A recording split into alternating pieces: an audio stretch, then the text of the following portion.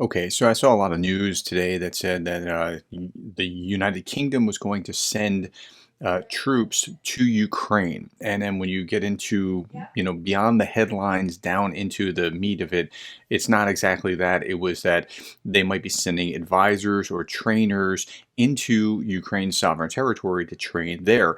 But even that is not what's going on. So let me help you understand what's going on here. Over the last few days, it was Grant Shapps, the new defense secretary, had talks with Zelensky. He was in Ukraine talking to him for the first time. Shapps is not a military man by his background. He held, I think, a half dozen different parliamentary or cabinet posts, and now he's the new defense secretary.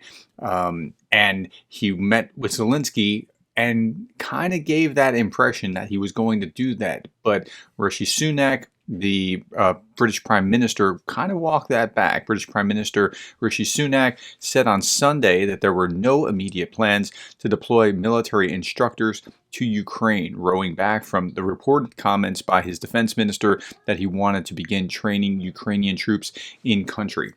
Now, this is important for a couple of reasons. The first reason is that if you're going to talk about red lines, like having NATO troops on the ground in Ukraine, and I don't just mean like at the British embassy or the American embassy or something like that to protect the embassy. I don't mean that, because there are troops in Ukraine right now. There's about 100 Marines in the, around the United States embassy. Okay, that's not what we're talking about. But advisors or trainers in country would be a huge red line, which would be far more provocative than even sending F-16s or something along those lines. Okay, so that's the first point. But the second point is this.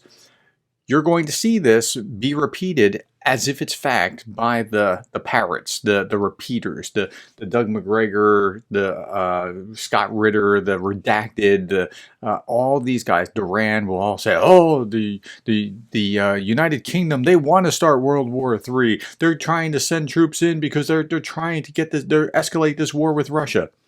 It's not what's going on. I think, and I don't know, but I think he might have overpromised a little bit or given the wrong impression or, trying to support and be helpful and whatever else. And cooler heads prevailed and said, this might not be the best plan. So when Sunak walked it back, and Sunak's fully supporting Ukraine, there's no question about that.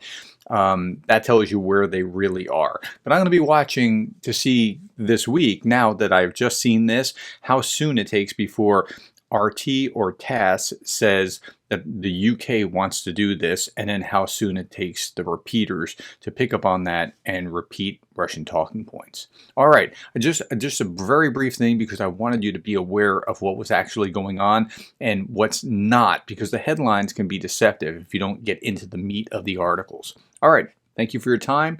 Thank you for the likes, the shares, the subscribes, and thank you for being the kind of person that cares about Ukraine.